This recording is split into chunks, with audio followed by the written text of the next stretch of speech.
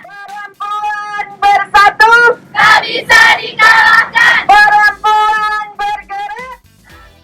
Perempuan-perempuan, tidak ada cara lain menghadapi itu semua kecuali menjadi dirimu sendiri.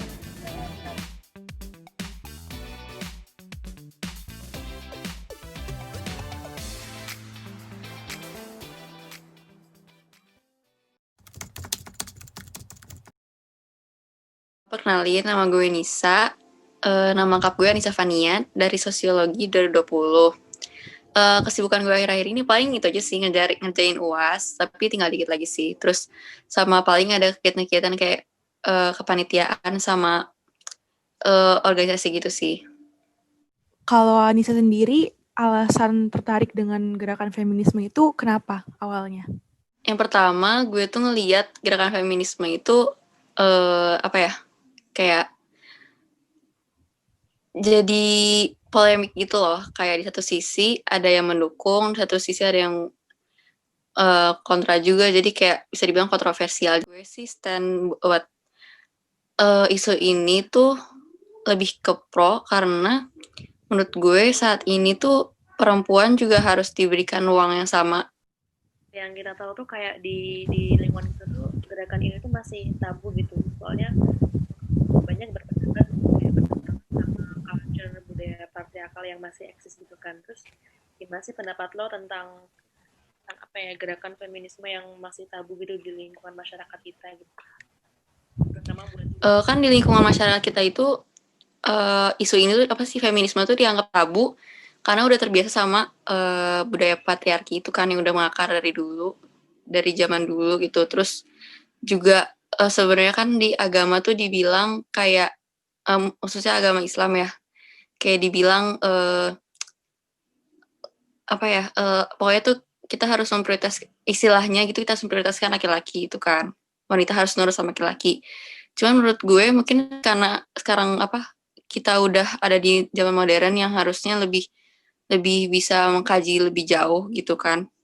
Menurut gue sebenarnya tuh apa yang ada di masyarakat dan apa yang ada di agama tuh harus dikritis lagi gitu loh. Maksudnya kayak mungkin kalau soal agama itu tuh maksudnya bukan berarti wanita tuh derajatnya di bawah laki-laki, tapi mungkin ada beberapa porsi tertentu yang berbeda, tapi kita harus tetap juga ingat kalau soal hak itu perempuan dan laki-laki sama, bukan berarti perlakuan kita terhadap laki-laki dan perempuan tuh berbeda gitu. Terus menurut gue soal masyarakat yang masih menganut budaya-budaya lama, budaya-budaya patriarki itu harus sadari sih, karena ya pada dasarnya wanita dan laki-laki itu kan sama-sama manusia yang memiliki hak untuk melakukan apa yang mereka mau kan. Jadi harus lebih disadarkan lagi gitu. Tapi kalau menurut lo sendiri nih, sebenarnya gerakan yang udah terjadi di sekitar kita itu udah cukup efektif belum sih buat ngebangun kesadaran masyarakat itu? Apalagi yang lo bilang tadi, masyarakat yang mungkin masih pola pikirnya belum semaju kemajuan zaman ini kan. Menurut lo udah efektif belum sih? Menurut gue sebenarnya nggak efektif juga, tapi udah lumayan menggerakkan sih. Menurut gue influence orang-orang di sosial media itu udah lumayan menggerakkan pemikiran manusia zaman sekarang gitu. Cuman mungkin ada beberapa kelompok ada beberapa lapisan masyarakat yang belum bisa kesentuh sama sosialisasi itu. Menurut lo langkah apa yang selanjutnya harus dilakukan untuk meningkatkan kesadaran masyarakat itu sendiri tentang kesetaraan antara perempuan dan laki-laki ini? Mungkin lebih ke ini kali ya, penerapan nyata aja buat orang-orang yang udah sadar, mungkin lebih diterapkan lagi. Kayak misalnya yang dulunya perempuan tuh nggak boleh mengambil pekerjaan laki-laki, mungkin sekarang dibuka lowongannya gitu. Dan gue juga sebenarnya mau nambahin poin-poin tadi, pendapat gue soal feminisme itu bukan berarti kayak perempuan bisa di atas laki-laki atau perempuan bisa sepenuhnya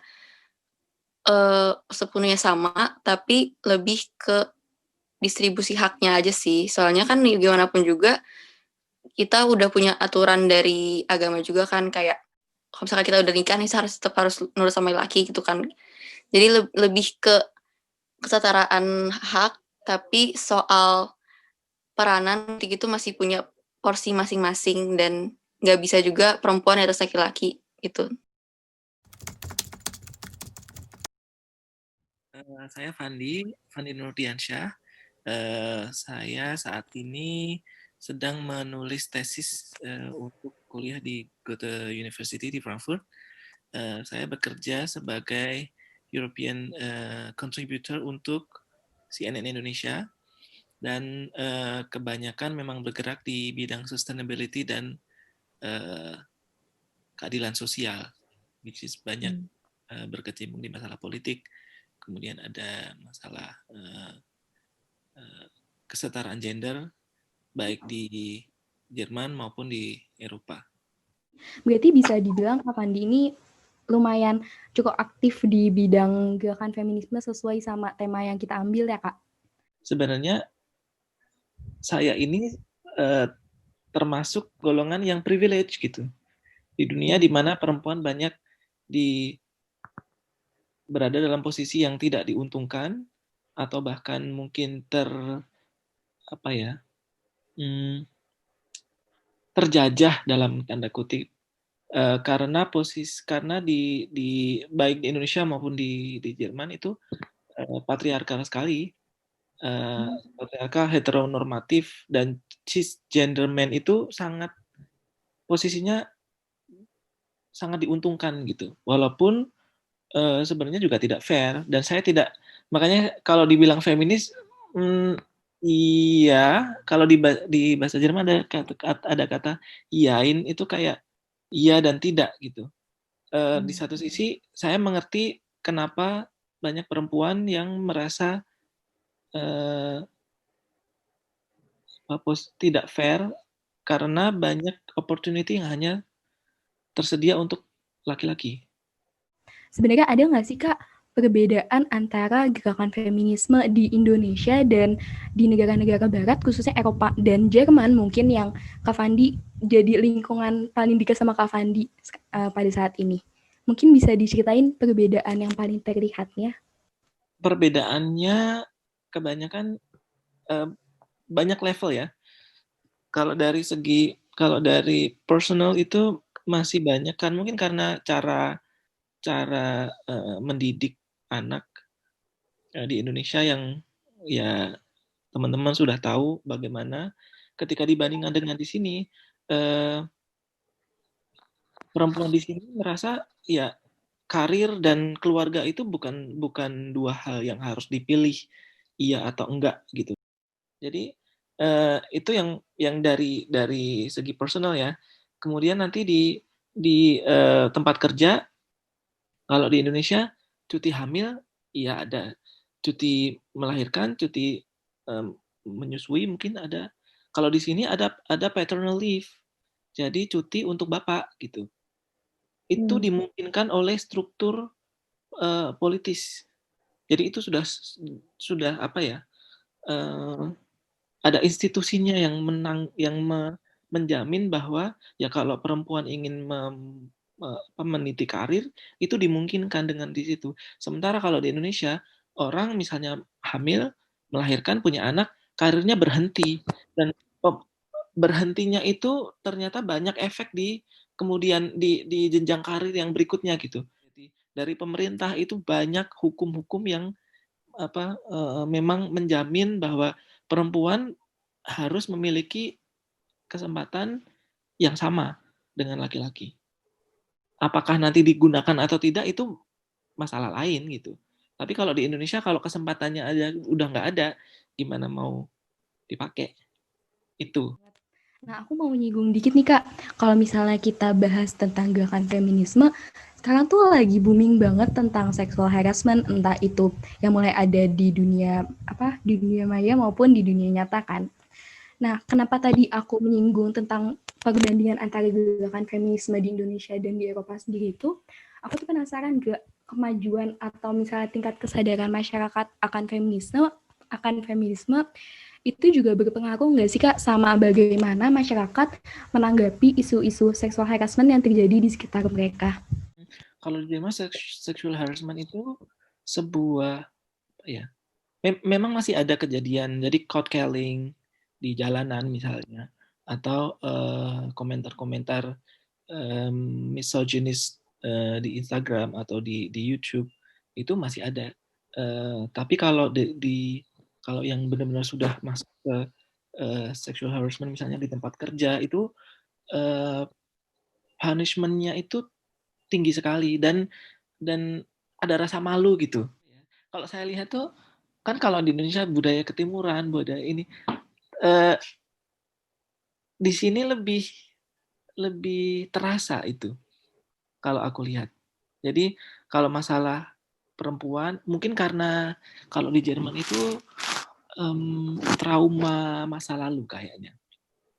Jadi karena dulunya ada sejarah kelam ketika menomorduakan satu pihak di masyarakat, itu mereka harus membayar mahal gitu di Perang Dunia Kedua, di Holocaust itu. Jadi semakin ke sini setiap ada sebuah kelompok masyarakat yang dikorbankan karena sistem atau karena kebiasaan itu segera diangkat lagi gitu. Jadi kayak bukan hanya dari perempuan, dari disability, dari homosexuality. Jadi orang-orang yang merasa tersingkirkan di masyarakat itu memang dibantu. Dan ini terlihat dari hukuman-hukuman atau hukum-hukum yang ada untuk melindungi orang-orang dari sexual harassment, tidak hanya perempuan sebenarnya. Kalau di Indonesia korban kan yang malah justru dihakimi oleh publik gitu. Kalau di sini enggak, karena melihat cara pandangnya itu yang sudah berbeda. Yang dia korban gitu, selama mau diapain juga si perempuan ini adalah korban. Jadi the real court is the real judge, bukan publik lagi. Tadi kan udah banyak banget yang dikasih tahu sama Kak Fandi. Nah mungkin aku mau kembali lagi ke pertanyaan dan isu awal kita yang tadi jadi pembukaan pembicaraan ini tentang gimana sih pesan Kak Fandi, atau mungkin ada beberapa hal yang mau dibenarkan dari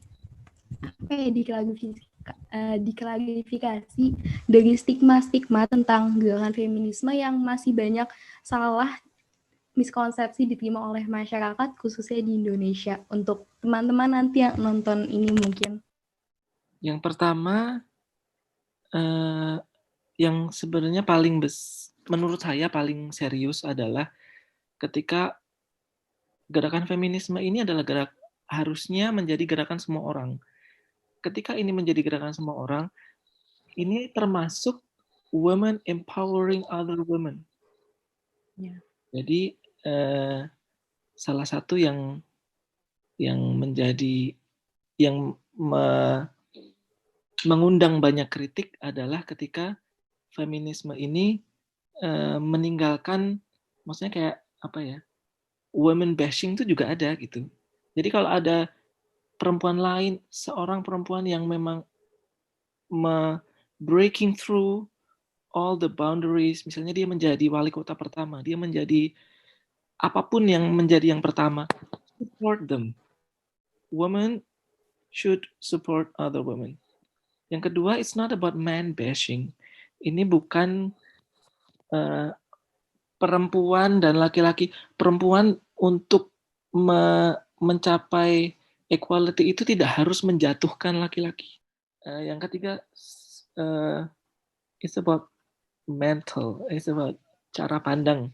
Bagaimana memandang bahwa setiap orang adalah setara di muka hukum, mau dia laki-laki, mau dia perempuan, mau dia non-binary.